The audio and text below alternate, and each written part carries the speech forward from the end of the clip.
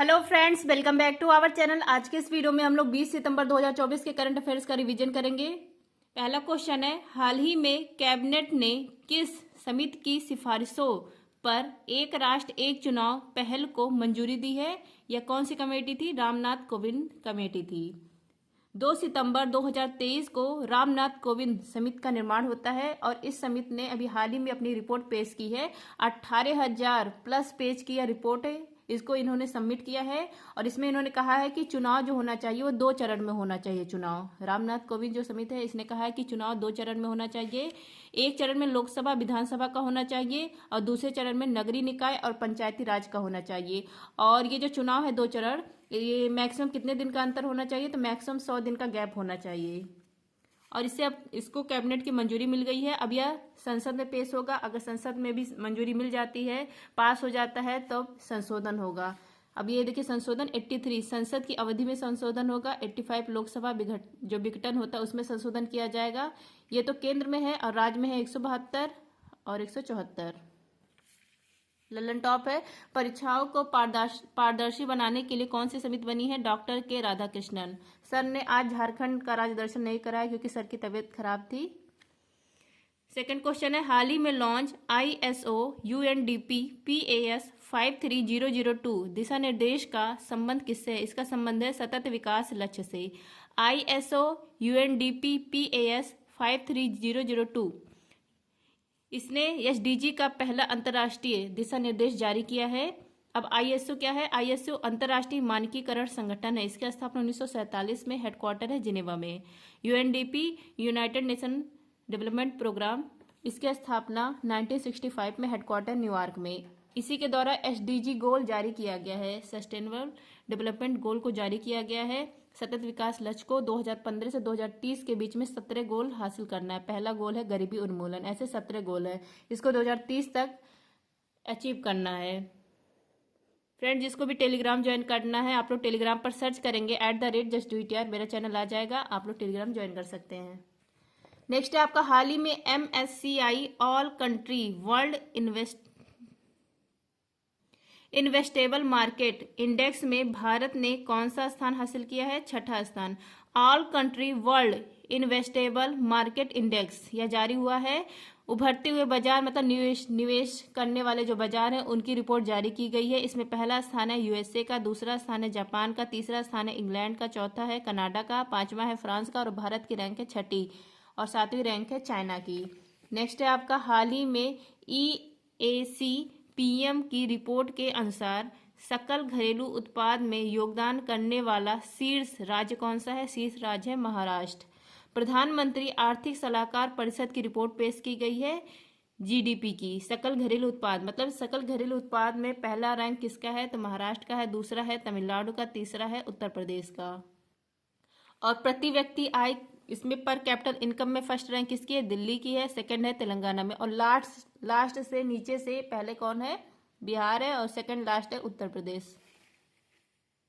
Next है आपका, हाल ही में ब्लाइंड साइट डिवाइस का संबंध किससे है? इसका संबंध है न्यूरालिंक इससे। ब्लाइंड साइट डिवाइस इसका निर्माण किया है न्यूरालिंक कंपनी ने। इसके मालिक कौन है? इस कंपनी के एलॉन मस्क है। इनके पास टेस्ला कंपनी है, SpaceX है, ट्विटर के मालिक हैं। तो ब्लाइंड साइट डिवाइस इसको USA से मंजूरी मिल गई है, लेकिन इसका नाम चेंज कर दिया है USA ने। इसका नाम रख दिया है ब्रेक थ्रू डिवाइस।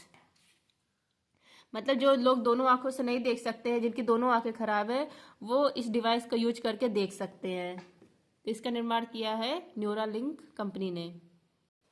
नेक्स्ट है आपका, हाल ही में सूखे से प्रभावित समुदाय की सहायता के लिए 200 हाथियों को मारने की घोषणा कहां पर की गई है? जिम्बाब्वे में मारने की घोषणा की गई है। जिम्बाब्वे, यहाँ पर 1 लाख हाथी हैं। अब यहाँ पर सूखा पड़ गया है, फसल कम हो रही है, भोजन की कमी पड़ रही है, भरण पोषण संभव नहीं हो पा रहा है, इसीलिए यहाँ पर हाथियां मारना शुरू कर दिया गया है, जिससे जो भरण पोषण है वो मनुष्यों के लिए पर्याप्त रहे। इससे पहले यह काम नामीबिया यहाँ पर किया गया था। यहाँ पर भी हाथी बहुत अधिक है। नामीबिया, इसकी राजधानी है विंडहोक और यहीं से हमारे यहाँ भारत में चीते आए थे कूनो नेशनल पार्क में। जिम्बाब्वे की राजधानी हरारे है। नेक्स्ट है 1992 में हाथी प्रोजेक्ट हमारे यहाँ आया था। 12 अगस्त को हाथी दिवस मनाते हैं। राष्ट्रीय विरासत पशु है हाथी। जिम्बाब्वे इसने जिम्बाब्वे गोल्ड जारी किया है। नेक्स्ट है आपका हाल ही में वर्ष 2024 का छठा यूनिकॉर्न कौन बना है? इसका नाम है मनीब्यू। 2024 का छठा यूनिकॉर्न बना है मनीब्यू, या फिनटेक लैंडिंग कंपनी है। इसका हेडक्वार्टर है बेंगलुरु में। इससे पहले कुट्रिम, परफ्यूम्स, रैपिडो, एथर ये सब बन चुके हैं यूनिकॉर्न। अब छठा बन गया है मनीब्यू। यूनिकॉर्न मतलब स्टार्टअप का बड़ा रूप होता है यूनिकॉर्न, जिसका स्टार्टअप की वैल्यू $1 बिलियन हो जाती है, वो कहलाता है यूनिकॉर्न। नेक्स्ट है आपका हाल ही में LCA तेजस लड़ाकू बेड़े में शामिल होने वाली पहली महिला लड़ाकू पायलट कौन है? इनका नाम है मोहना सिंह। तरंग शक्ति अभ्यास यह भारत का पहला बहुराष्ट्रीय अभ्यास है, एयरफोर्स का अभ्यास है। इसका आयोजन किया जा रहा है जोधपुर राजस्थान में। यहीं पर हल्का लड़ाकू जो एयरक्राफ्ट है तेजस लाइट कॉम्बैट एयरक्राफ्ट, इसको उड़ाया जा रहा है। और इसमें इसका स्क्वाड्रन है फ्लाइंग बुलेट्स स्क्वाड्रन, और इसको उड़ाने वाली पहली भारतीय महिला पायलट कौन है? इनका नाम है मोहिना सिंह। अगर आपसे पूछे BSF की पहली महिला स्नाइपर, इनका नाम है सुमन कुमारी।